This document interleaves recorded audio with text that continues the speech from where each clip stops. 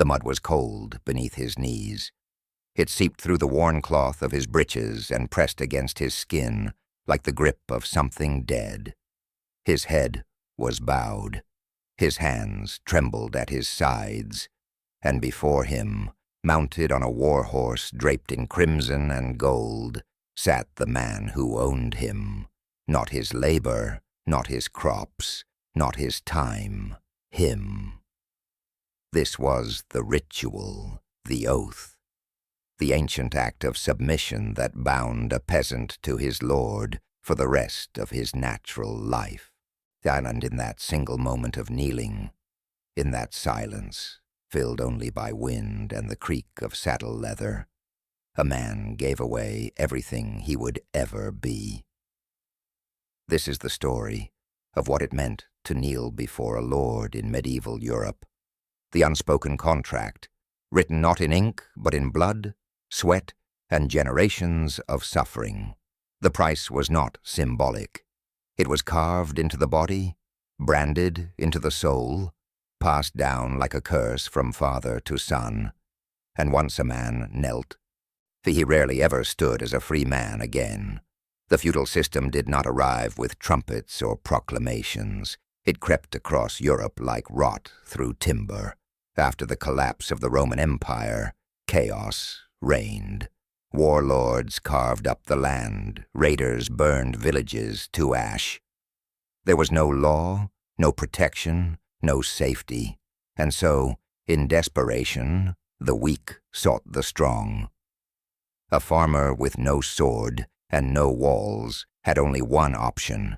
He would go to a lord, a man with soldiers, a man with a castle, a man with power. And he would beg for protection. In exchange, he would offer the only thing he had, himself. This was the birth of serfdom, a bargain made in fear, a contract sealed on bended knee. And though it promised survival, it delivered something far darker. Slavery with a different name. The act of kneeling was called homage. It was performed in public, often in the shadow of the lord's manor, or at the foot of his keep. The peasant would lower himself to the ground. Sometimes he would place his hands together, as if in prayer, and the Lord would clasp them between his own. Words were spoken, oaths of loyalty, pledges of service, vows of obedience. But make no mistake. This was not a partnership. This was surrender. The peasant swore to work the Lord's land, to give a portion of every harvest, to grind his grain only at the Lord's mill, to bake his bread only in the Lord's oven, to pay fees for the privilege of marrying, to pay fines for the crime of dying. Yes, even death had a price. When a serf died, his family owed the Lord a heriot, often the best animal they owned, a cow, an ox, a horse.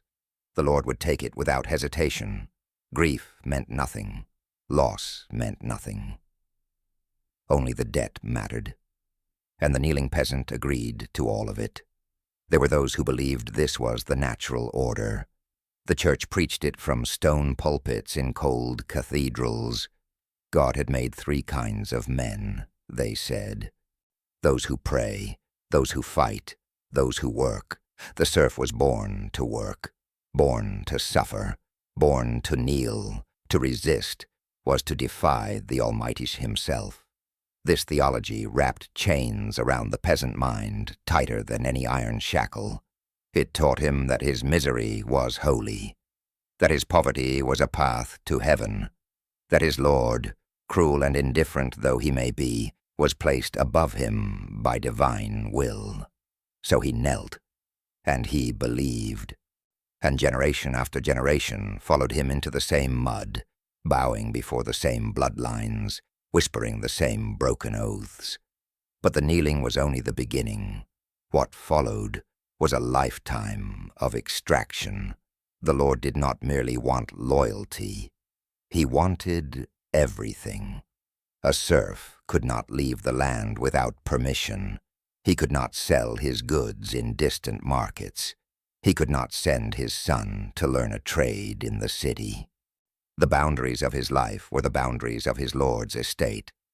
Beyond them lay freedom, tantalizingly close yet utterly forbidden. 3 days a week, sometimes more, the serf worked the lord's fields, not his own, not for his family, for the Lord. He plowed the Lord's soil, harvested the Lord's wheat, repaired the Lord's fences, built the Lord's barns, and only then, with whatever hours remained, could he tend to his own survival. The taxes were endless. Tile for simply existing. Tallage at the Lord's whim. Corvée labor for roads and bridges. Banalities for using the mill, the oven, the wine press. Every tool of life was monetized. Every necessity became a fee. The peasant could never get ahead. That was the design. Some tried to resist. They hid portions of their harvest. They hunted in forbidden forests. They let their daughters marry without paying the merchant fee.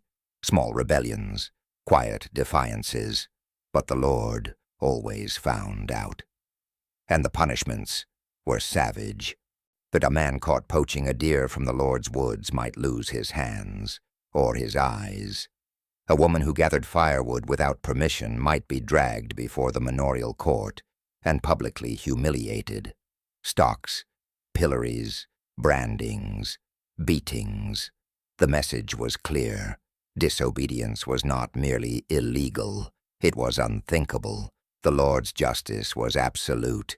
His word was law, and a serf's body was just another asset to be disciplined when it malfunctioned. There was no appeal, no higher court. No king who cared about the wretched poor. The peasant knelt before his lord because there was no one else to kneel before, no one else who could save him, no one else who could destroy him. Children inherited their parents' bondage. A boy born to a serf was a serf. A girl born to a serf would marry a serf and birth more serfs. The bloodline was a prison. The family name, a sentence. Some tried to escape. Under cover of darkness, they would flee to distant towns. There was a saying, city air makes you free. If a serf could live within the walls of a chartered town for a year and a day without being captured, he could claim freedom. But the lords knew this. They sent men to hunt runaways. They paid informants. They dragged fugitives back in chains and made examples of them before the entire village. Freedom was not given. It was stolen, and the thieves were rarely successful. As centuries passed, cracks began to form.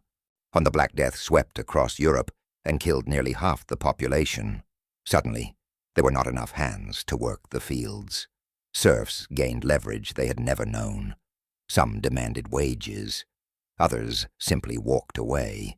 Lords tried to legislate them back into bondage. The Statute of Laborers in England, the Ordinance of 1351 in France, laws that commanded peasants to work for the same wages as before the plague, laws that forbade them from seeking better conditions. But the laws could not contain the desperation. In 1381, the English peasants rose. They marched on London. They burned manorial records. They killed tax collectors and lawyers and lords. Their leader, Wat Tyler, stood before the young King Richard II and demanded an end to serfdom. For one brief, shining moment, it seemed possible. Then the king's men struck Tyler down. The rebellion collapsed. The peasants were hunted, tortured, executed, and the old order reasserted itself. But something had changed. The kneeling would continue for generations more.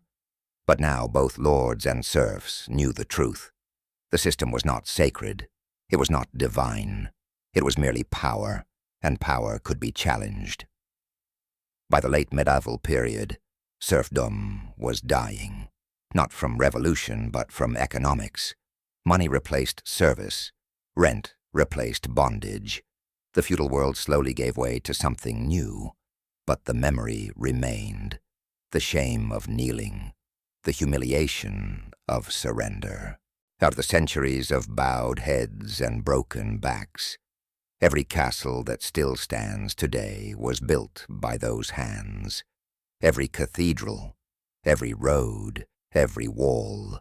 The serfs raised monuments to their own oppression and received nothing in return but an early grave. They knelt because they had no choice. They stayed kneeling because they were never given the chance to rise. And so, when we look back at medieval Europe, at its kings and knights and shining armor, we must also see the mud, the cold, wet, the heavy mud that seeped through the peasant's clothes as he bowed his head before his lord. We must hear the silence, the absence of protest, the swallowed words and clenched fists. We must understand that the castles were not built by glory.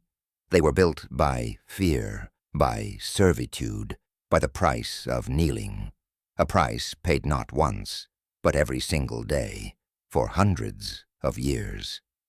And that price, body and soul, was everything.